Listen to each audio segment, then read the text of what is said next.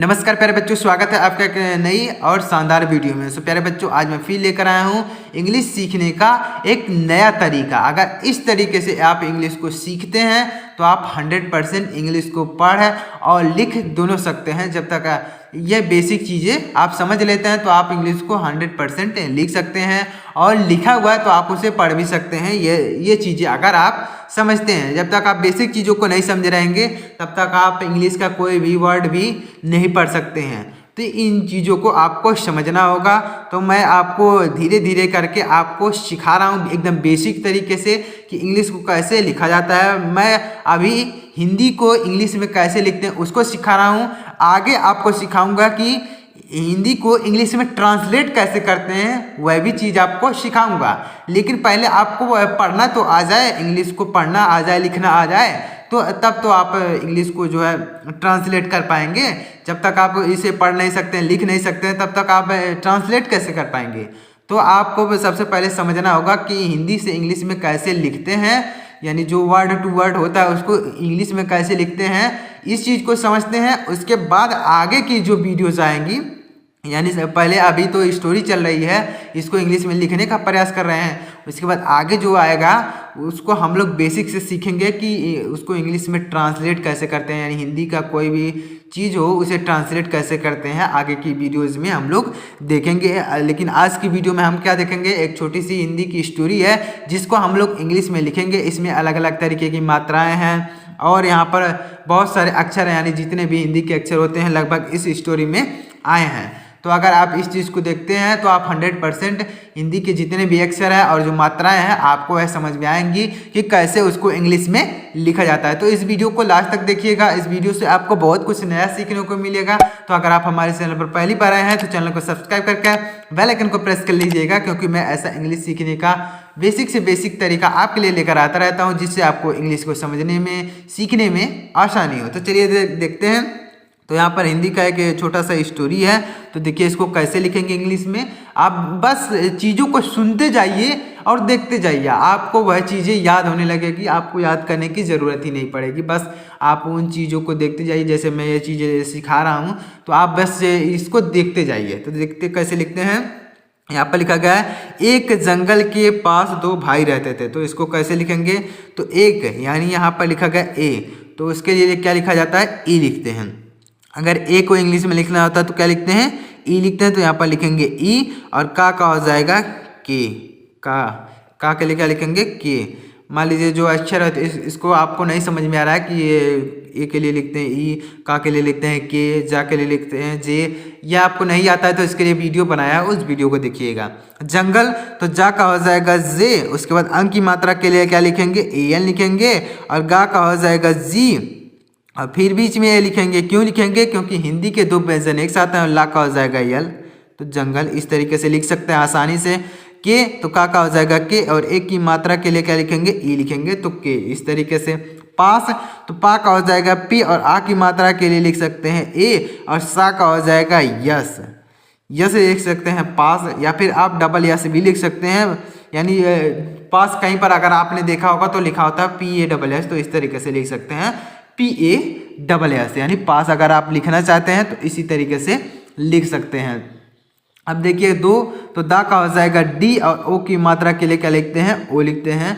हमने आपको सिखाया है कि दो लिखते हैं, यानी ओ की मात्रा के लिए ओ लिखा जाता है। भाई, तो भा का हो जाएगा बी एच, और आ की मात्रा के लिए लिखेंगे ए, और यहाँ पर बड़ी ई है तो उसके लिए लिखेंगे आई। आई क्यों लिखेंगे, क्योंकि अगर बड़ी ई की मात्रा हो चाहे बड़ी ई आए, दोनों के लिए डबल ई लिखा जाता है, हमने आपको सिखाया है। लेकिन अगर बीच में आता है तो उसके लिए डबल ई लिखा जाता है, और लास्ट में आता है तो आई लिखा जाता है। लेकिन अगर मान लीजिए आप यहाँ पर डबल ई लिख देते हैं तो कोई दिक्कत नहीं है, लेकिन अगर इस तरीके से लिखते हैं तो आपको ज़्यादा अच्छा लगेगा। इस तरीके से आप लिख सकते हैं, यानी बड़ी की मात्रा आए चाहे बड़ी ई आए लास्ट में, उसके लिए क्या लिखते हैं, डबल ई। तो इस तरीके से लिख सकते हैं।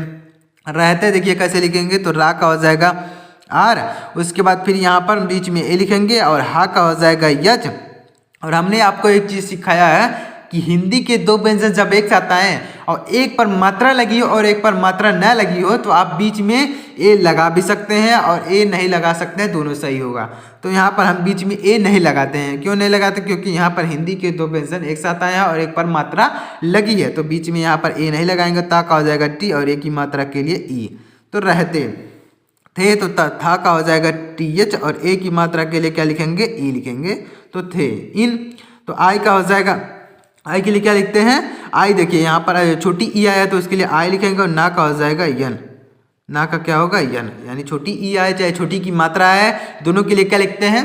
आई लिखते हैं। तो यहाँ पर लिखेंगे आई, उसके बाद ना का हो जाएगा यन दोनों। तो दा का हो जाएगा डी और ओ की मात्रा के लिए लिखा जाता है ओ, और ना का हो जाएगा यन और ओ की मात्रा के लिए ओ। तो दोनों में माँ का हो जाएगा यम और ए की मात्रा के लिए लिखेंगे ई। तो में से। तो सा का हो जाएगा यस और ए की मात्रा के लिए ई। तो से, दोनों में से। जो, तो जा का हो जाएगा जे और ओ की मात्रा के लिए क्या लिखा जाता है? ओ लिखते हैं। तो जो लिखेंगे।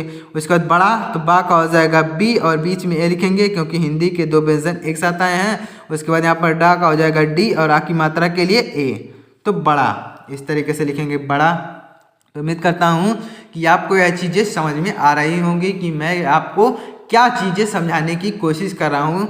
यहाँ पर ये जो अक्षर ज़्यादातर अक्षर हैं और मात्राएं हैं, यानी जो कोई भी चीज़ लिखा होता है तो उसमें दो ही चीज़ होती हैं, एक तो अक्षर होता है, दूसरा मात्राएं होती हैं। तो जब आप मात्राओं को और अक्षरों को सीख लेते हैं तो आप कोई भी चीज़ लिखा हुआ है इंग्लिश का आप उसे पढ़ सकते हैं। और अगर मान लीजिए आप लिखना चाहते हैं, कितना भी बड़ा शब्द क्यों ना हो, आप उसे लिख सकते हैं इसी तरीके से जिस तरीके से मैं सिखा रहा हूँ।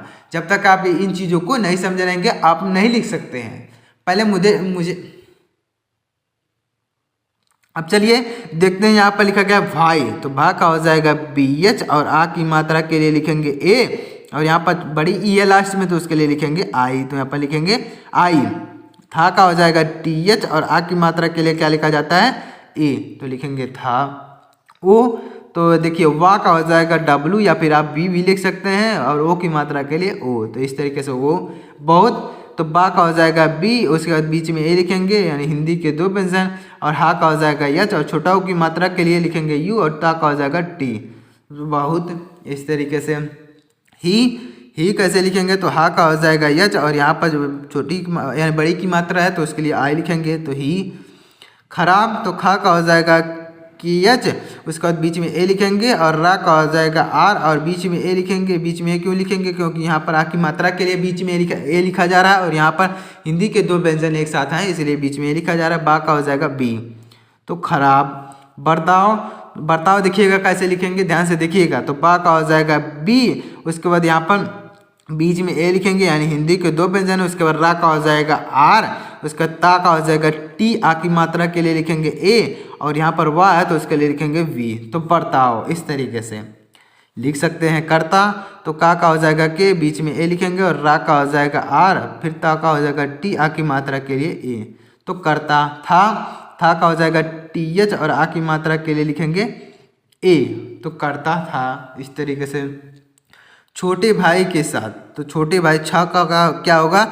छा का हो जाएगा सी डबल एच और ओ की मात्रा के लिए ओ लिखेंगे। टा का हो जाएगा टी, ए की मात्रा के लिए ई। तो छोटे भाई, तो भा का हो जाएगा बी एच और आ की मात्रा के लिए ए और यहाँ पर बड़ी ई है तो उसके लिए लिखेंगे आई। भाई हमने कई बार आपको सिखा दिया भाई कैसे लिखेंगे? बी एच ए आई। के, तो का हो जाएगा के और ए की मात्रा के लिए ई। सात, तो सा का हो जाएगा यस लिखेंगे, उसके बाद आ की मात्रा के लिए लिखेंगे ए और था का हो जाएगा टी एच। तो सात। जैसे, तो जा का हो जाएगा जे, आई की मात्रा के लिए लिखा जाता है ए आई। सा का हो जाएगा यस, उसके बाद ए की मात्रा के लिए क्या लिखेंगे? ए की मात्रा अगर लिखनी हो तो उसके लिए लिखते हैं ई। तो यहाँ पर लिखेंगे ई। इस तरीके से लिखेंगे जैसे। अब देखिए का यहाँ पर की है तो का के लिए लिखेंगे के और यहाँ पर बड़ी की मात्रा है और लास्ट में तो उसके लिए लिखेंगे आई। तो इस तरीके से लिख सकते हैं। अब देखिएगा, अब यहाँ पर लिखा गया ओ प्रतिदिन छोटे भाई का सब खाना खा लेता था। तो ओ कैसे लिखेंगे? ओ अभी हमने ऊपर सिखाया। तो वाह के लिए लिखेंगे डब्लू और ओ की मात्रा के लिए ओ। प्रतिदिन इसको कैसे लिखेंगे? तो पा का हो जाएगा पी, पा में रा है तो उसके लिए लिखेंगे आर और यहाँ पर बीच में ए लिखेंगे। उसके बाद ता का हो जाएगा, बीच में ए क्यों लिखा क्योंकि हिंदी के दो व्यंजन एक साथ। उसके बाद ता का हो जाएगा टी और यहाँ पर छोटी की मात्रा है तो उसके लिए लिखेंगे आई। तो प्रति, अब द का दिन कैसे लिखेंगे तो दा का हो जाएगा डी और छोटी की मात्रा के लिए आई लिखेंगे और ना का हो जाएगा यन। तो प्रतिदिन इस तरीके से लिख सकते हैं प्रतिदिन।